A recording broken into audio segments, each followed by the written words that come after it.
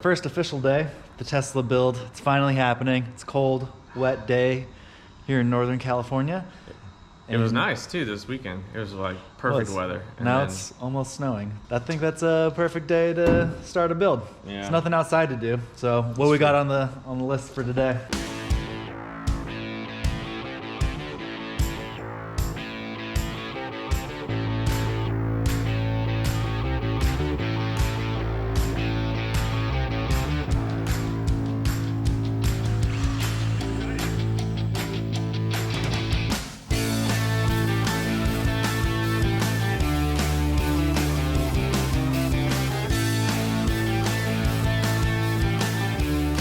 We're gonna try and tear the whole thing apart. So basically get the bed off of it, the front off of it, the cab off of it, everything inside the cab taken apart.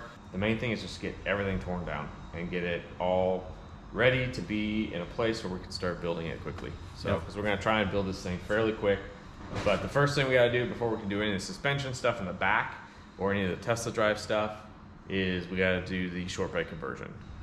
We're gonna cut that garbage out. We're gonna get rid of the 9-inch. We're gonna get rid of all this stuff. So we're looking ahead into the future here. It's where things are going. So I want to do something that's I want to do the next thing, and I think that'll be perfect for this setup. So let's get to work.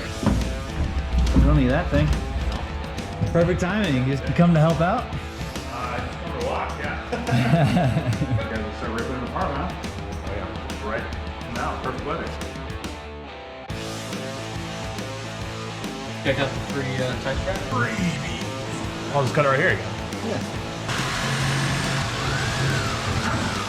There's no exhaust where we're going, dude.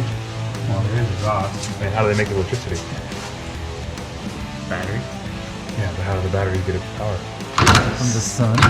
Oh.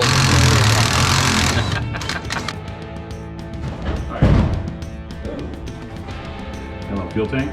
Right there, and then there's a little bracket right here that we can take off. Oh, yeah. But I don't know how you get to it. No, yeah, she's not moving at all. I'm just gonna round this thing off right now. Yeah.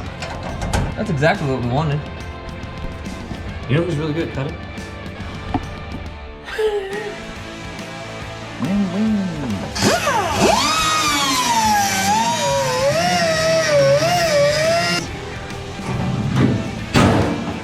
Got it. All right.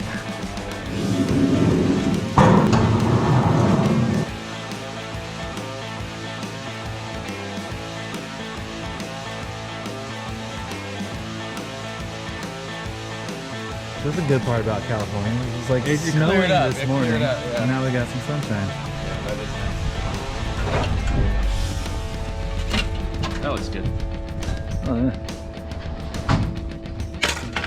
Yeah, Jacob, he's gonna work his magic here today. Today? Well, yeah, I gotta take it to the powder coater. You're gonna powder coat it? Today? I mean, all this stuff's stuff's gonna go the same. Cut it up. For the every once in a while, tools, Harbor Freight works. We're gonna try to break something.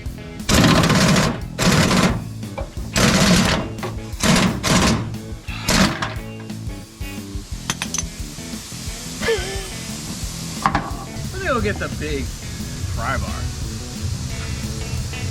Hang on.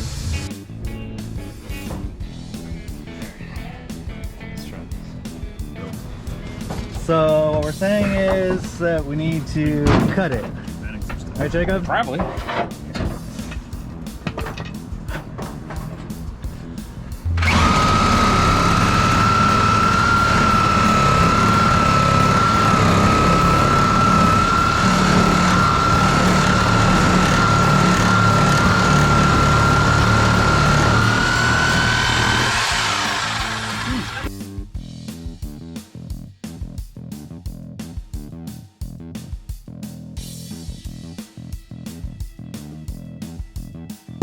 What'd you find in the treasure chest, Andrew? Oh, we've got some good stuff in here, I think. You never know what you're gonna find. Got some yellow rope. Got some funnels. Got starting fluid. Then transmission fluid. Oh, battery terminal cleaner. We will have to have a battery, but it does almost nothing. This is like a compartment dedicated to a leaking, old, crappy truck. We don't need any of that. It's true. We don't. There's no fuel system. There's no exhaust. We cut off the exhaust. We won't have exhaust anymore. That's one of the weird things about doing this swap is that as you start looking forward to all the things that you're gonna do, you realize that, I mean, like 60, 70% of the things that take up the most amount of time getting a truck on the road, we don't have to do. Once we get the suspension in and the drive motor set up, we got some wiring to do, but it's not even that complicated. It's less complicated than an EFI setup. So what are you gonna put in your box? I mean, you could put like tools, I guess, for Working on other cars. that are broke down, yeah.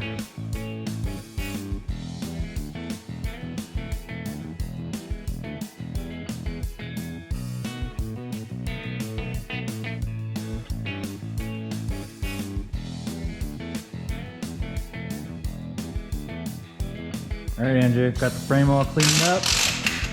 Yep. What are we doing next?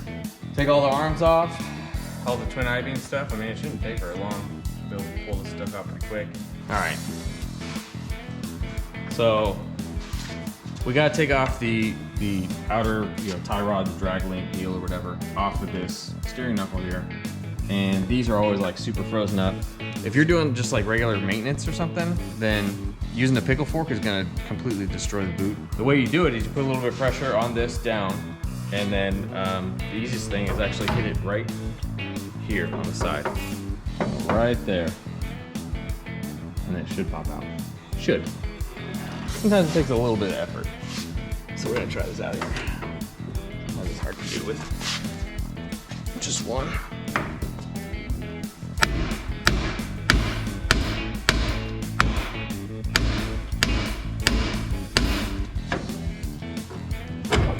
Oh, see, look, I just wasn't pushing on it.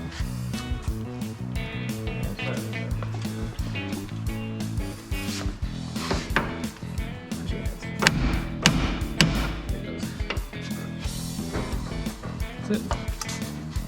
Did it pop on? Yeah, it's on. There you go. See?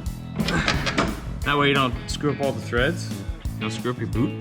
I mean, obviously, this is just gonna go in the garbage, but That's the right way to do it. it's the right That's way the to do it. union way.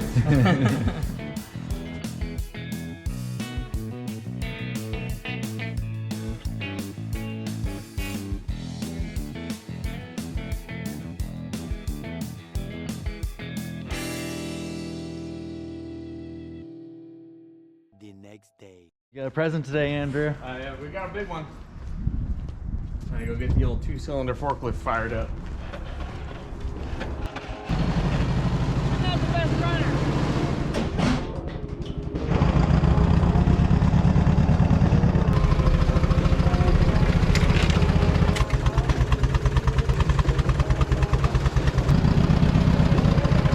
Oh yeah. Let's open these babies up.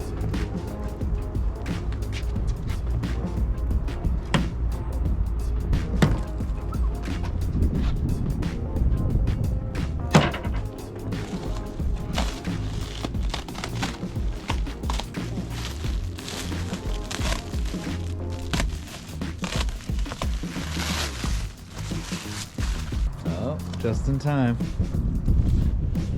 He's gonna flip out. Ice dude. cream break. You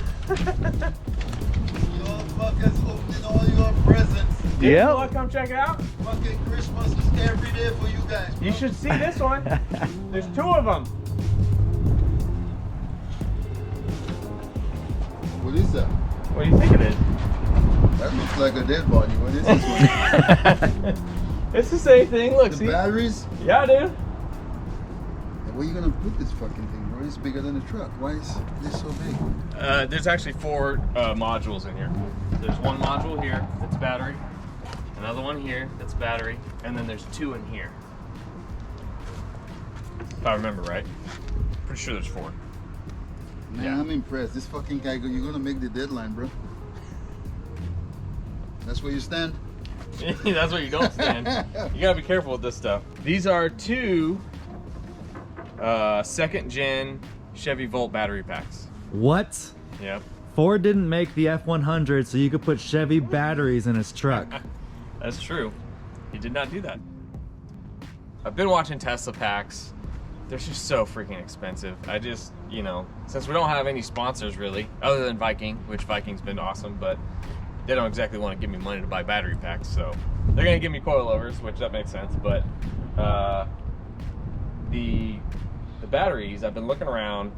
There's no way I could afford the Tesla packs. It's like, for what we needed, it was gonna be like 20 grand at least. And but these Chevy Volt battery packs, they work really good. The problem is they don't have a lot of range, especially just with one pack. With one pack, I think the Gen 2s are like 18 kilowatts, I think, or something like that. And ultimately, in the Volt, they're rated for like 50 or 60 miles, something like that. They don't use them quite the way we're going to use them in terms of how much power we're going to pull out of them, how much current draw we're going to pull out of them. So I think that we can get maybe a little bit more range out of it, but we're going to need more than 40, 50 miles. And so 2 battery packs put together in parallel will give us the extra capacity. So the other nice thing about it too is that when we're in high current draw pulls, so when we're wide open throttle or racing the thing, we're not going to see as much sag from the batteries, right? I mean, when you're drawing it down, it wants to sag, and so this is going to give you extra storage. It's like having an extra air compressor tank, right? I mean, you got a little air compressor, and then you got a big old 60-gallon tank. You're going to be able to get a lot more usage out of something like that because you got a lot more storage. That's basically what we're doing with this. I've been watching these things, and these things typically go for these are Gen 2 packs, and these 2 packs actually have 15,000 miles on them. They were in cars that had 15,000 miles. One was like 15.2 and the other one was like 15.8 or something when they were wrecked. And so I'd been watching them, and they were like $4,500 a piece, which is not cheap. And I've been watching them for a couple weeks, and I was just like, I was waiting and waiting to just bite the bullet and just didn't want to do it. But then last week on like Thursday or Friday, I happened to just be like, oh, let me go check on these packs again because I'm gonna have to order them soon. And dude, both of them were dropped like $2 grand. I don't know why, but one of them was like $2,400 and the other one was like $2,500. So I was actually looking on eBay and all other places because LKQ was more expensive, but for some reason they lowered the price at just the right time, and I swooped them up. So we're gonna try and shoehorn those suckers into this truck. Sweet. Well, they're not gonna be like this. We're gonna take the cases off, separate each one, and then we'll mount each one where it's gonna fit. Oh, okay. Yeah. So that's that. It's not. It would be nice to be able to put them in like this, just because they're all set up and like they're all compact. Yeah, they do have coolant lines that run through them, and so there's coolant lines that attach them all. When we get to the point of pulling the covers off, we'll do another video of it just so you can see all the details of it. But I kind of want to order some high voltage gloves before I do anything like that. I don't want to kill myself. These ones, 360 volts DC. Yeah, direct current, buddy. Yeah. And these direct ones. current on a fucking Ford truck. Yep. These ones will. I want to say they'll flow like 1,000 amps or something like that. So. Yeesh. I could be wrong on that exact amperage. I've been researching so many different batteries, and my head's about to explode, I feel like, but we just pulled the trigger and we're gonna make it work, so hopefully without killing ourselves.